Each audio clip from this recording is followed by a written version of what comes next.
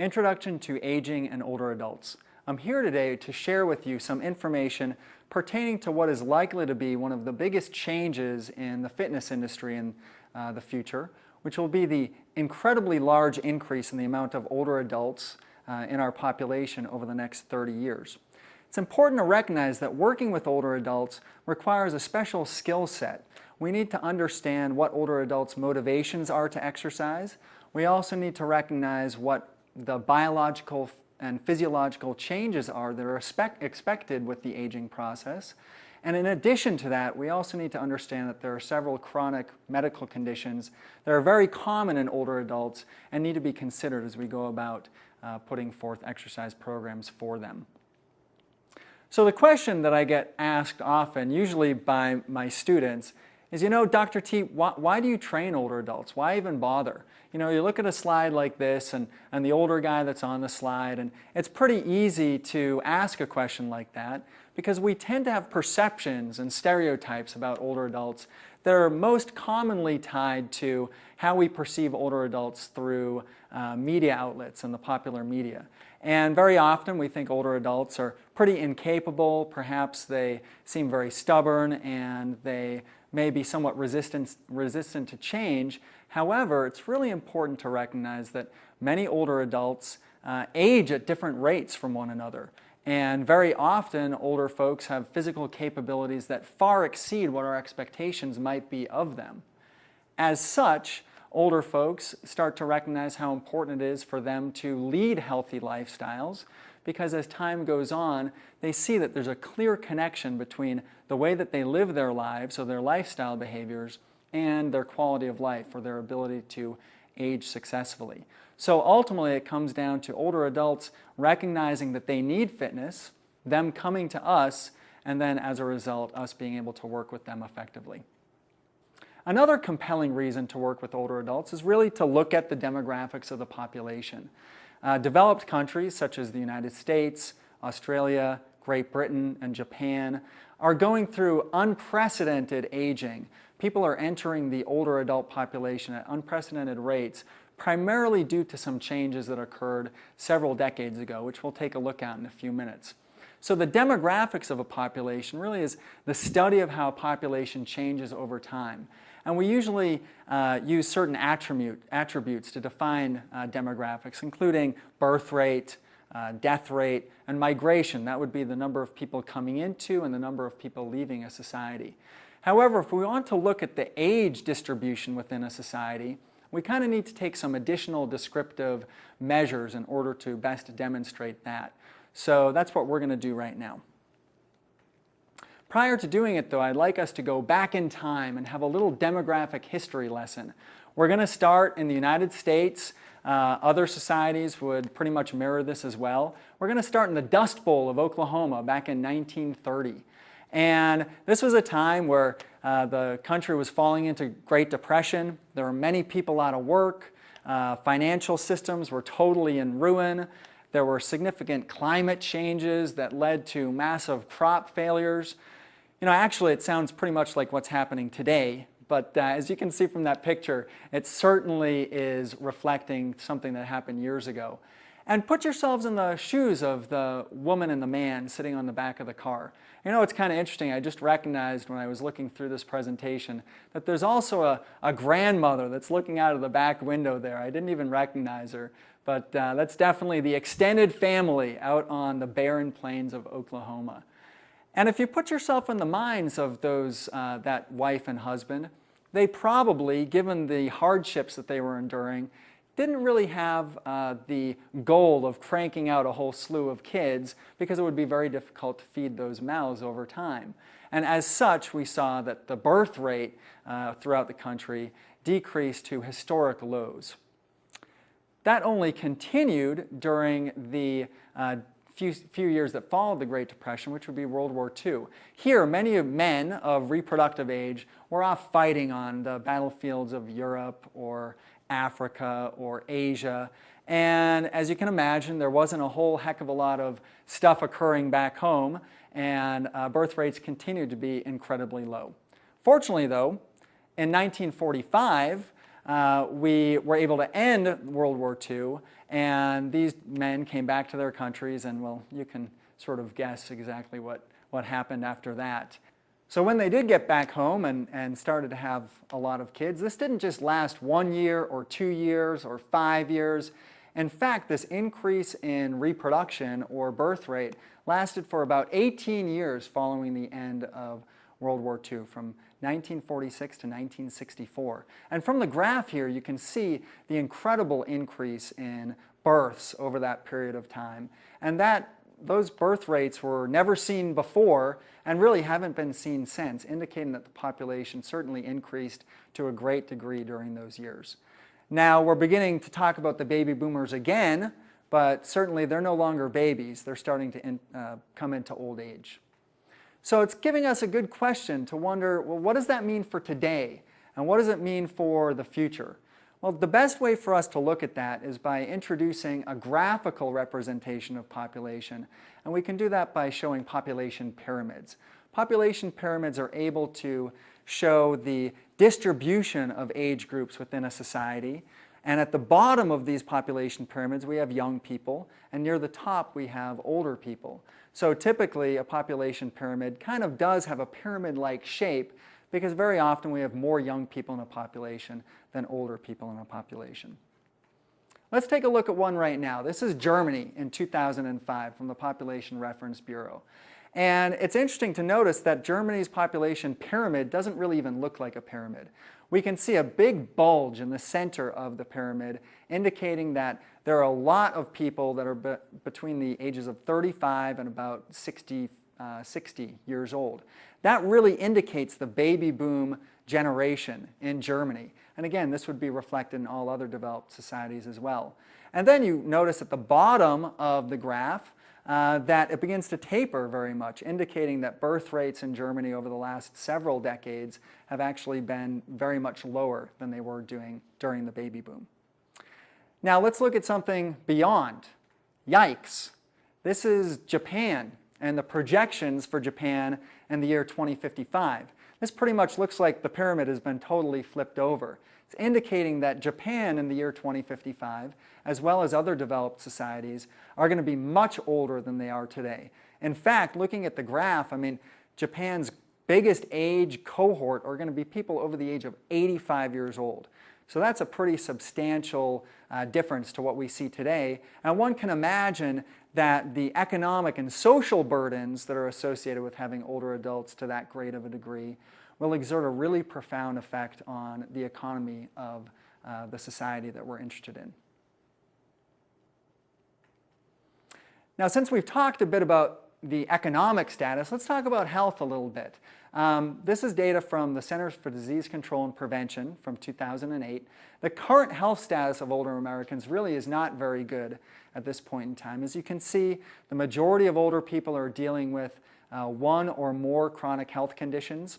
They also are on multiple prescription medications, and that's a little bit distressing, recognizing that those things cost time and money and affect quality of life of older adults.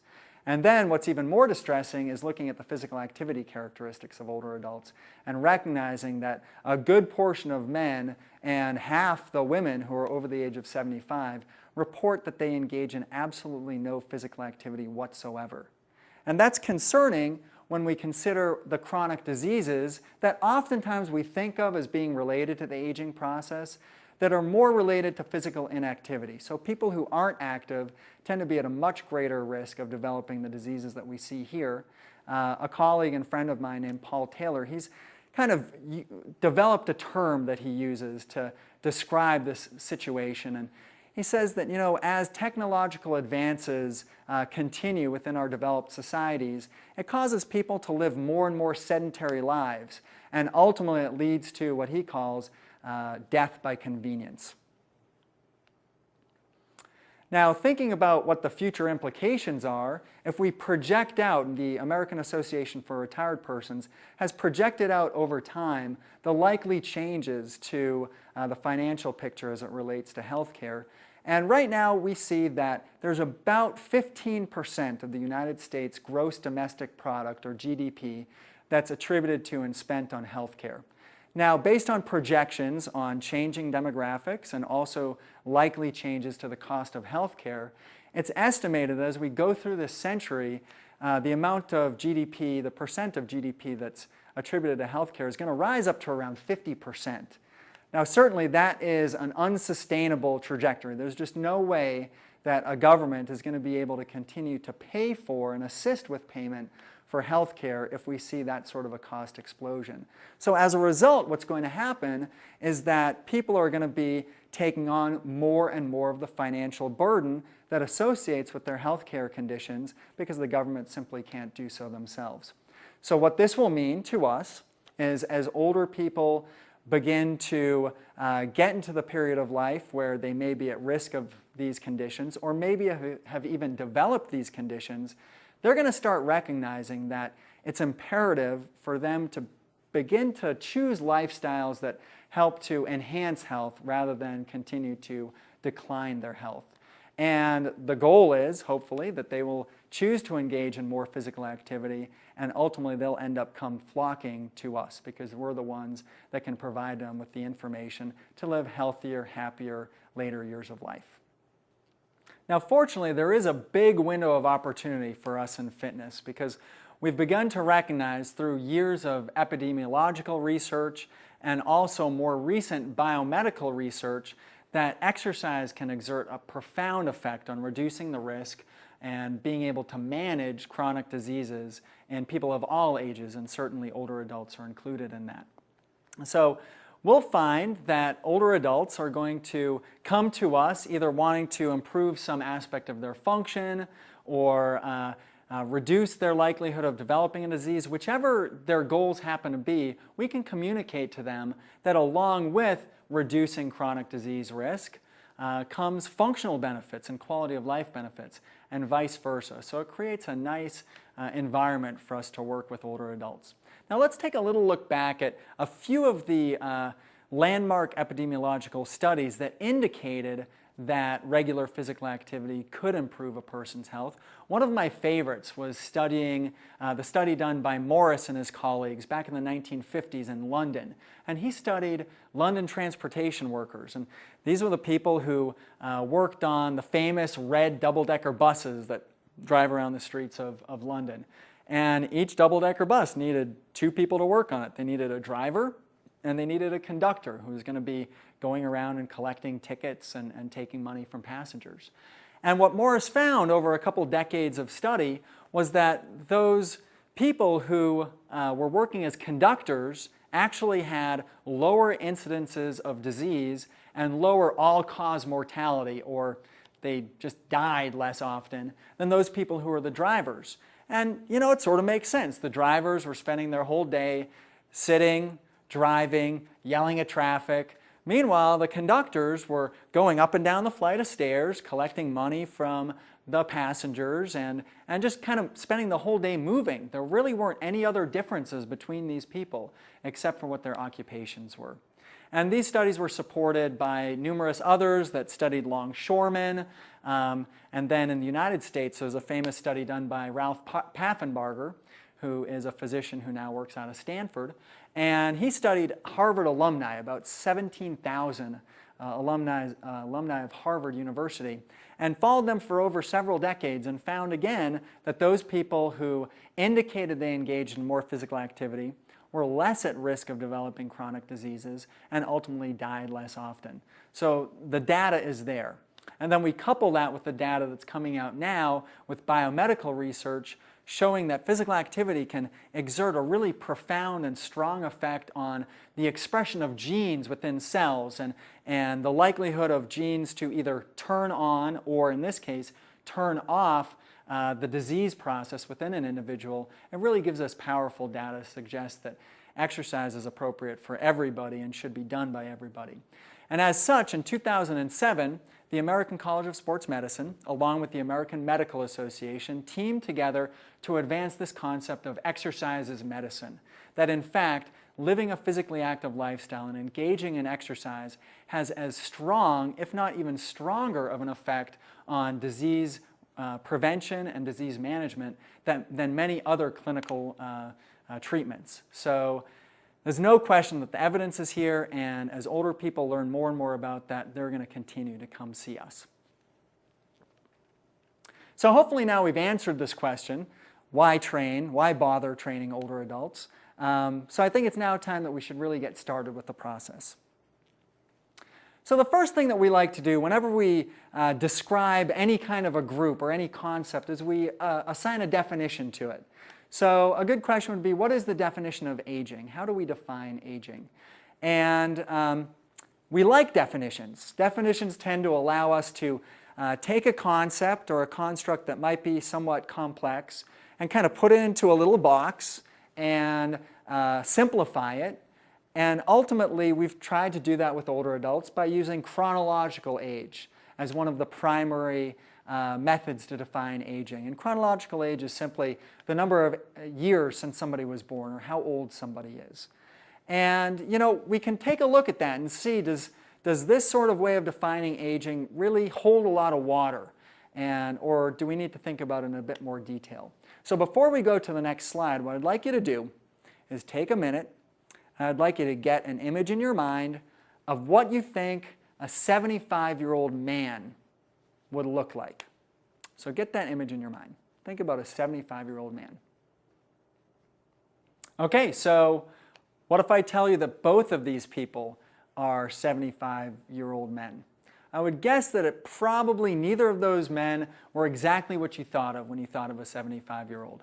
And it's really important for us to recognize that as people get older, they distribute themselves more widely along what we would call a continuum of function.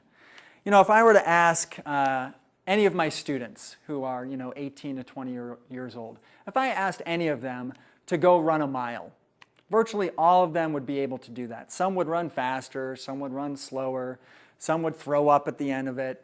But they'd all be able to basically do that. They have that basic level of function. However, we recognize that functional capability gets so much more diverse as we get to being older people. And if you take a look at the guy on the upper left of the slide, here's a 75-year-old man who's a master's athlete. He's displaying an incredible display of agility, of muscle power, of endurance. And then on the other end of the continuum, we see a guy who pretty much can't even get up out of a chair. So I think it's important to just always keep this idea of the older adult continuum in mind to allow us not to always have these suppositions or opinions about what it means to be an older adult. And then our goal is, when we work with older people, to try to advance them along that continuum of function. Our primary goal is to take them from a lower level of function up to a higher level of function, and not try to allow chronological age dictate what we can or what we can't or what we should or should not do with these clients. So I'm going to ask you to adopt a new paradigm when you're studying or considering what aging happens to be. And the paradigm I'm going to ask you to embrace is that chronological age means absolutely nothing.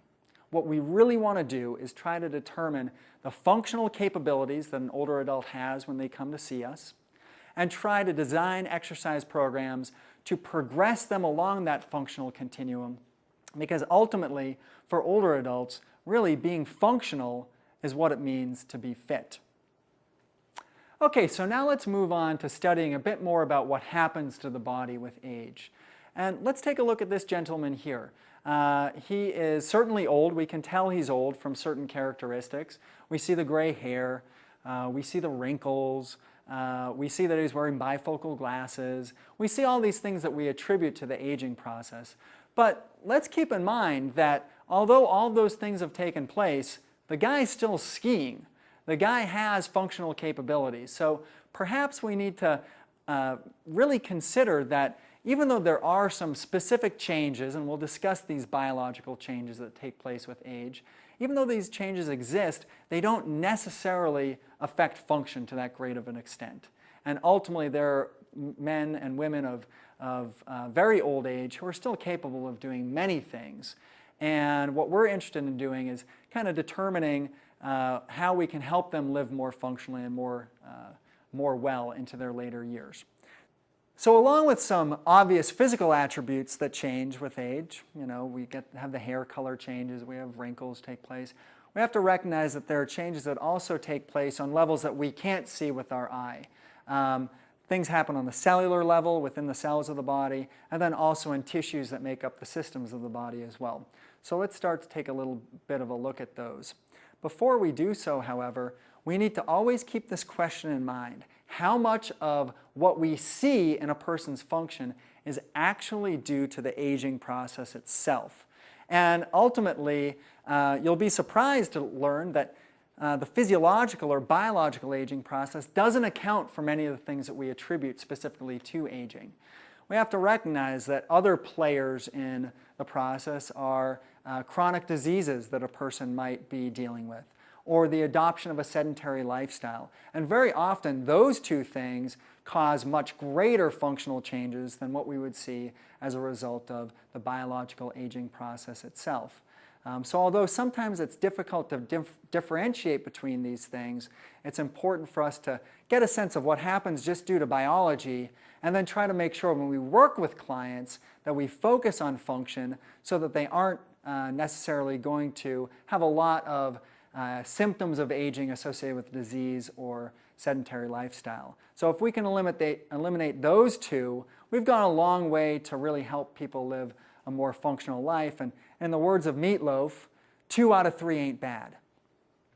So in order to be diagnosed or classified as a biological or physiological aging process, there are a certain set of rules that need to be met in order for something to be biological aging.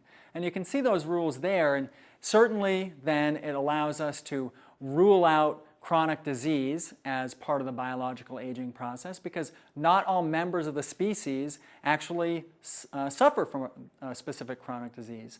And secondly, you can see that adoption of a sedentary lifestyle or living a sedentary lifestyle also isn't part of the biological aging process, because we know with training and involvement in physical activity and exercise, we can actually reverse some of the things that we see resulting from decreases in physical activity, such as the ability for an older adult to improve VO2 max or improve muscular strength and endurance.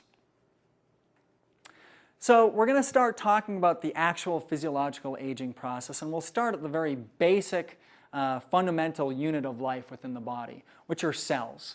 We all started from a single cell that ultimately differentiated into numerous cells in the body.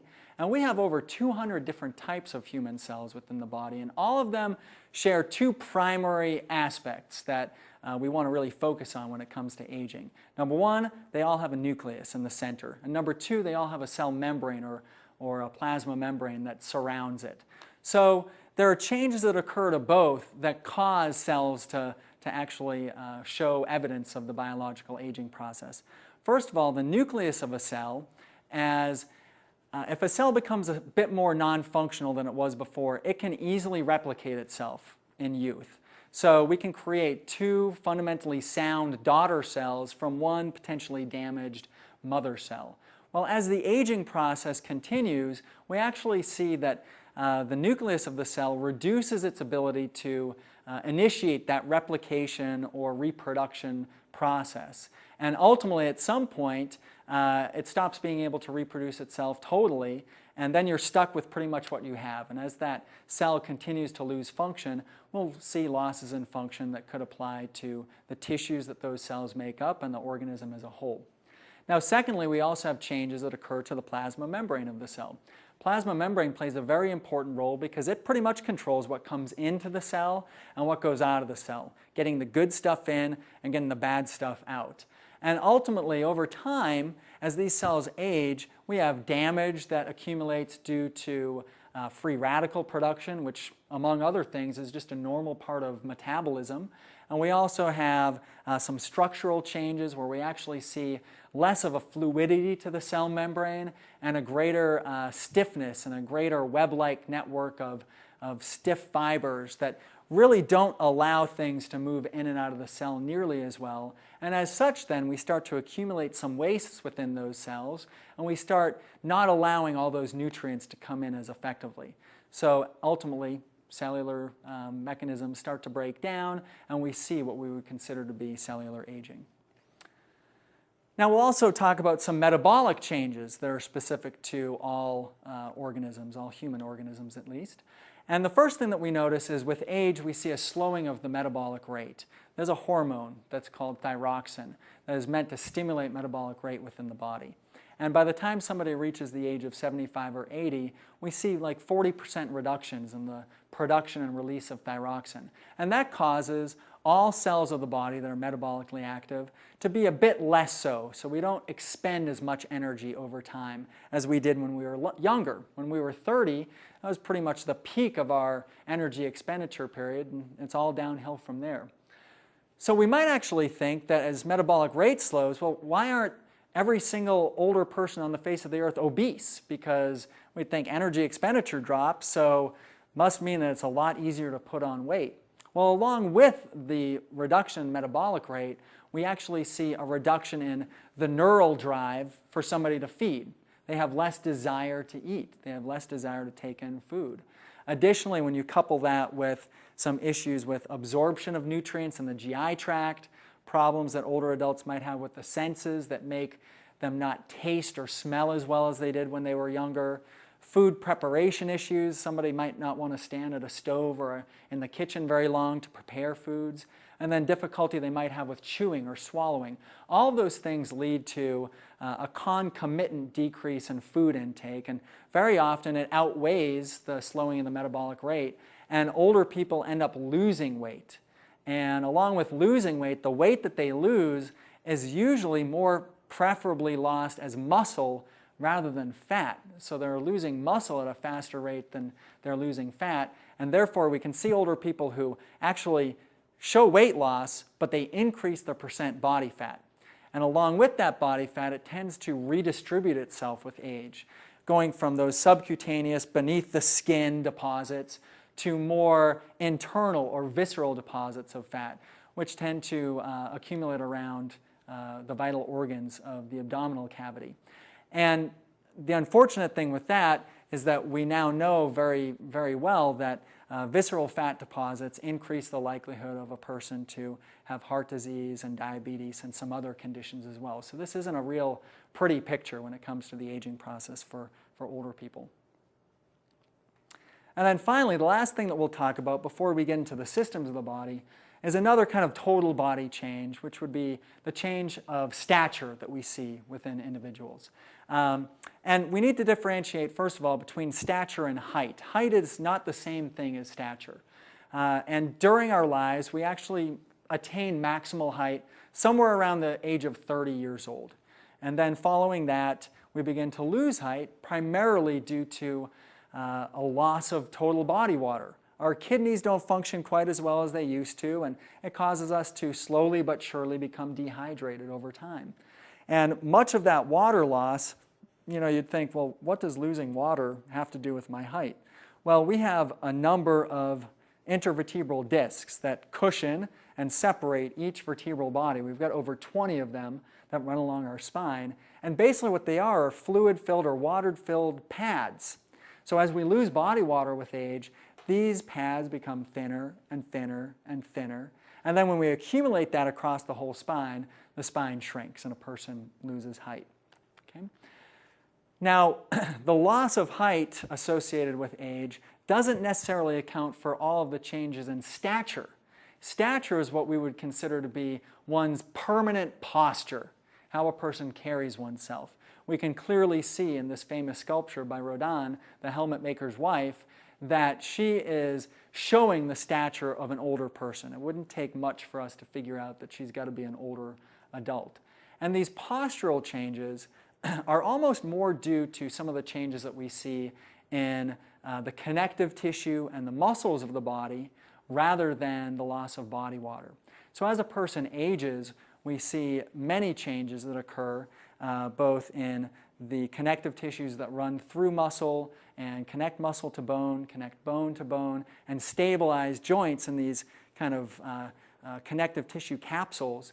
As those changes occur, and as the effect of gravity just pulls a person forward, or years of habitual poor posture, cause a person to kind of get into this kyphotic or forward-leaning position. It leads to a lot of those stature changes we associate with the aging process. Now, that not only results in chronic pain issues, but it also really alters the structure and the way that the body is able to communicate with itself, because we have what are called proprioceptors that exist throughout tissues of our body and within joint structures of our body, which tell us where our body is in space. And if we notice that our stature changes significantly, it's really going to affect the quality of that incoming information to our central nervous system, and therefore we're going to see some maladaptations in terms of the way that we carry our body and the way that we correct the movement patterns that our body shows as we go about our daily basis.